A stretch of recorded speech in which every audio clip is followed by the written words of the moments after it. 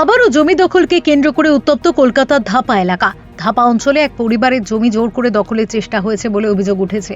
অভিযোগে তীর তৃণমূল কর্মী রাধে মণ্ডলের বিরুদ্ধে। স্থানীয়দের দাবি, স্বর্গীয় নরেশ সর্দারের পরিবারের জমিতে দলবল নিয়ে হাজির হন রাধে মণ্ডল। তার সঙ্গে রঞ্জন পোরেল, পিন্টু মণ্ডল, বিশ্বজিৎ মণ্ডল ওরফে ভোদাই, ব্যাং মণ্ডল সহ আরো কয়েকজন ছিলেন। পরিবারের দাবি, জমি দখলের প্রতিবাদ করতে গেলে তাদের উপর চড়াও হয় তারা। অভিযোগ, বাড়ির সদস্যদের মারধর করা হয়, এমনকি বৃদ্ধা মহিলাকেও পর্যন্ত রেহাই দেওয়া হয়নি। পরিবারের অভিযোগ, 9 মাসের অন্তঃসত্ত্বা সোনালী সর্দার বাধা দিতে গেলে তাকে ধাক্কা দেওয়া হয়, আর এরপরই তিনি অসুস্থ হয়ে পড়েন। ঘটনার পর থেকে এলাকায় উত্তেজনা ছড়ায়। পরিবারের আরও অভিযোগ, দীর্ঘদিন ধরে এলাকায় প্রভাব খাটিয়ে জমি দখল ও তোলাবাজির মতো ঘটনা চলছে। রাধে মণ্ডল ও তার অনুগামীদের বিরুদ্ধে বারবার এমন অভিযোগ উঠলেও প্রশাসনের তরফে কড়া পদক্ষেপ দেখা যায়নি বলেই দাবি তাদের।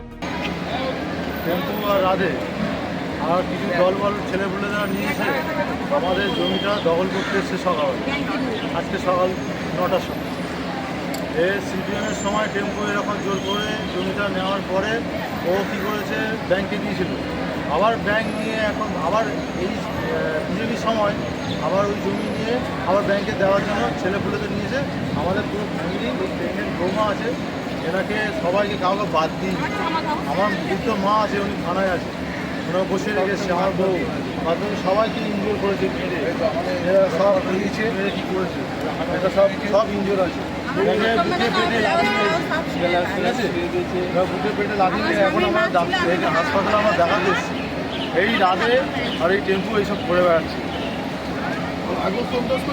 আগে সন্ত্রাস ছিল, সিপিএমের সময় সন্ত্রাস করেছে, আর এখনও সেই সন্ত্রাসগুলো করে বেড়াচ্ছে।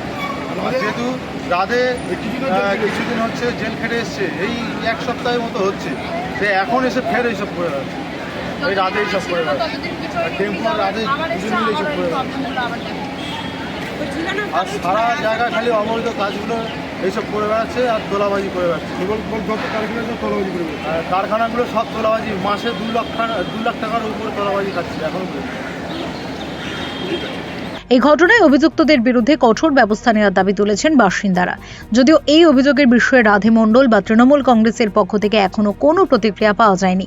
ঘটনা এখন কোন দিকে গড়ায় সেটাই দেখার। Bureau report, channel 10।